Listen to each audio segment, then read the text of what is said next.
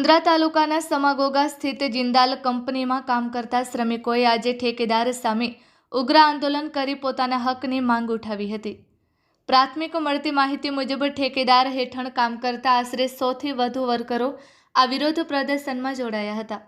વર્કરોનો આક્ષેપ છે કે તેમને ભરતી સમયે દર મહિને 26,000 પગાર આપવાનો વાયદો કરવામાં આવ્યો હતો, જો કે વાસ્તવમાં તેમને માત્ર 22,000 જેટલો જ પગાર ચૂકવવામાં આવી રહ્યો છે।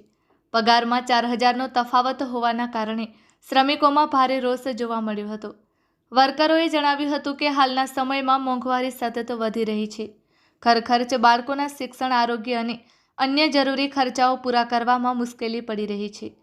આવી સ્થિતિમાં વાયદા મુજબનો પગાર ન મળતા તેઓ આર્થિક સંકટનો સામનો કરી રહ્યા છે।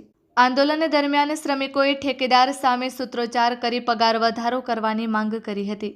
સાથે જ ભરતી વખતે કરવામાં આવેલા વાયદાઓનું પાલન કરવા અને યોગ્ય વેતન ચૂકવવા માટે રજૂઆત કરવામાં આવી હતી।